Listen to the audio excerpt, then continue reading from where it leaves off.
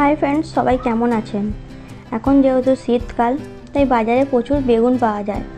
সে ছোটই হোক বা বড়ই হোক, আপনার কোনটা পছন্দ সেই হিসেবে বাজার থেকে 4টে বেগুন কিনে নিয়ে আসুন আর এই ঠান্ডায় বানিয়ে ফেলুন বেগুনের এই রেসিপিটা।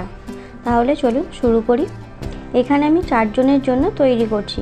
প্রথমে একটি মশলা বানিয়ে ফেলি, চলুন। এখানে একটা মিক্সিং জারে 20 থেকে 25টা ভাঙা কাজু নিয়ে নিন, 2 থেকে 3টে তেজপাতা, 1 টেবিল চামচ চারমগজ, 1 চা চামচ হিং, 1 চা চামচ চিনি, 1 কাপ ফাটানো দই মিহি করে পেস্ট করে নিন। আমি এখানে মাঝারি সাইজ বেগুন ইউজ করছি, আপনারা পারলে বড় বেগুনও ইউজ করতে পারেন। এবার বেগুনগুলোকে 2 টুকরো করে নেব, বড় বেগুন হলে 4 টুকরো করে নেবেন। আপনারা কি বেগুনের রেসিপি জানেন আমাকে কমেন্ট বক্সে জানাবেন।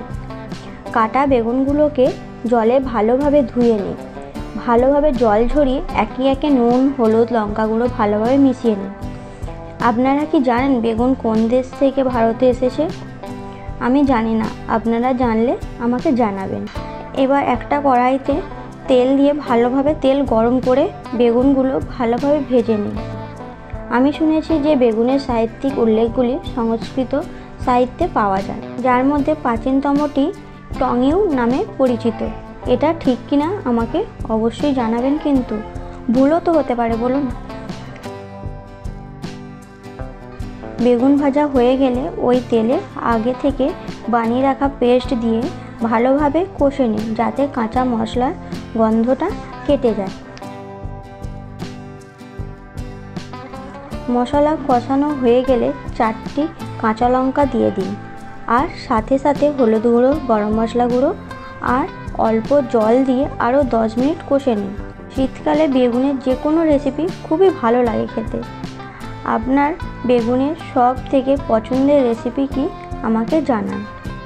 কষতে কষতে স্বাদ মতো নুন দিয়ে দিন। 10 মিনিট বাদ কষা হয়ে গেলে পরিমাণ মতো জল দিয়ে একে একে ভাজা বেগুনগুলো দিয়ে 5 মিনিট ঢাকনা দিয়ে ফুটোতে দিন।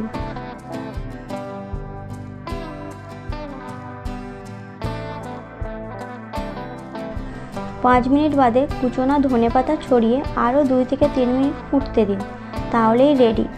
আর দেরি কেন, আপনারাও বাড়িতে তৈরি করে ফেলুন।